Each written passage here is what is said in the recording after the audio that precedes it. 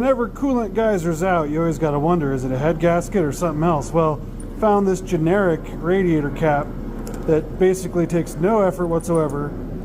So we replaced it with a coil rad high pressure cap, even though this is actually factory pressure 1.3. This is definitely not 1.3.